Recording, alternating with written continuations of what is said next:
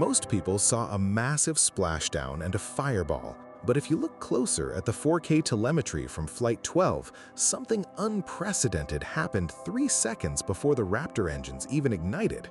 We're conditioned to look for the explosion, but the real story of this mission is hidden in the orientation of the grid fins. For the first time, SpaceX wasn't just aiming for a spot in the ocean, they were testing a soft-abort logic that could redefine how we land on Mars.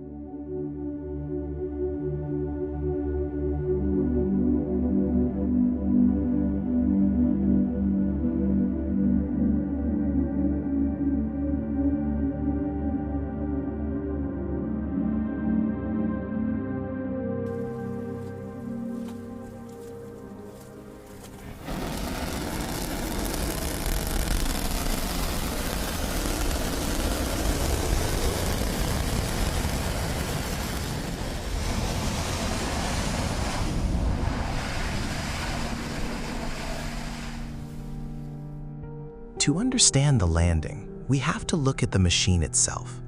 This was the debut of Starship V3, and the changes aren't just cosmetic. By stretching the tanks and refining the Raptor 3 engines, SpaceX shifted the center of mass lower than on any previous flight. Why does that matter for an ocean landing? Because it changed the flip maneuver from a brute force engine gimbal into an aerodynamic pirouette. If you felt the landing looked smoother this time, you weren't imagining it. You were seeing the result of thousands of hours of fluid dynamic simulations finally meeting reality.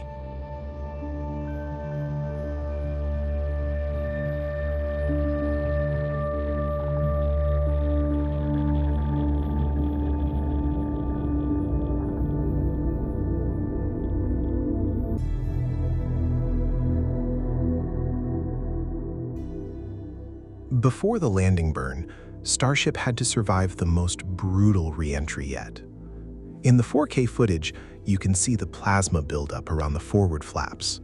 Notice the color shift from purple to a blinding white. This isn't just heat, it's the atmosphere being turned into a liquid-like state. SpaceX experimented with a peelable secondary heat shield layer on this flight. By allowing sacrificial tiles to flake off, they actually managed to keep the internal structure cooler than on Flight 11, despite a more aggressive descent angle.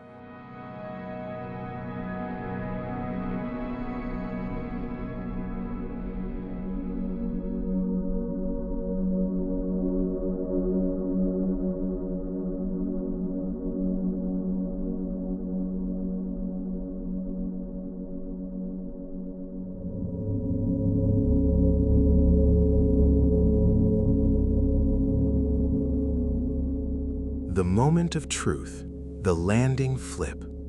Unlike the Super Heavy booster, Starship has to transition from a belly flop to a vertical stance in a matter of seconds. On Flight 2, the landing burn started with a 3-engine staggered ignition. We've never seen this level of precision. By lighting the first engine slightly ahead of the others, they used the initial torque to kick the ship into position, saving precious propellant. This kick maneuver is exactly what's required for landing in the low-gravity environment of the Moon.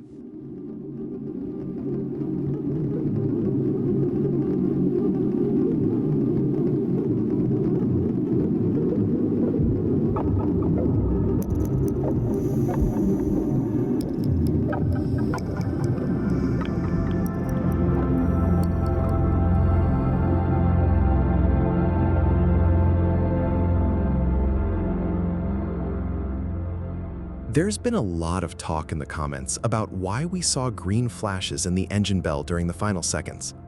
In the tech world, green usually means engine eating itself.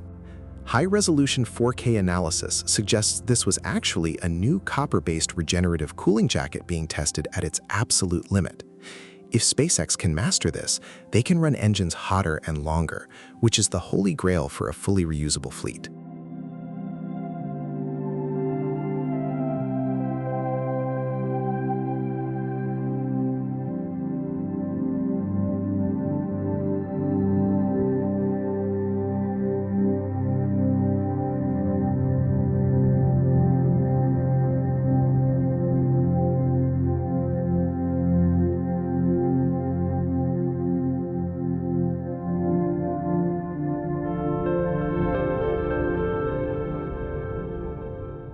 When Starship finally hit the water, it wasn't a random crash.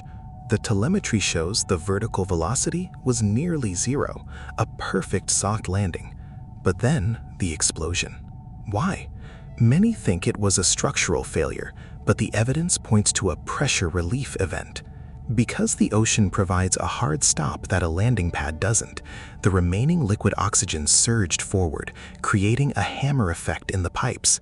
It's a problem that only exists in ocean tests, and it's one SpaceX has already solved for the Flight 13 catch attempt.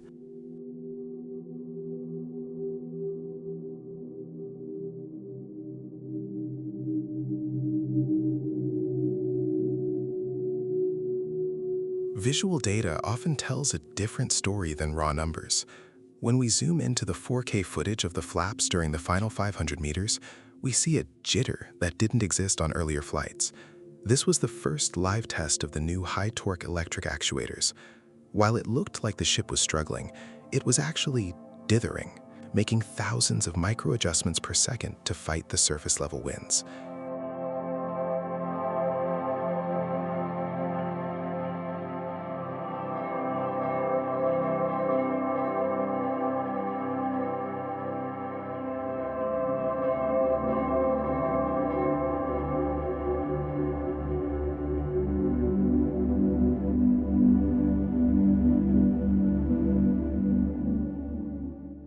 So, what did we actually learn? Flight 12 proved that the V3 architecture is stable, the Raptor 3 engines can survive re-entry heat, and the aerodynamic control is now human-rated in its precision. The ocean landing was a dress rehearsal for the greatest feat in engineering history, catching a 50-meter-tall skyscraper out of the air. If you think the Flight 12 splashdown was impressive, just wait until you see what happens when those arms close on Flight 13. The age of the disposable rocket is officially over.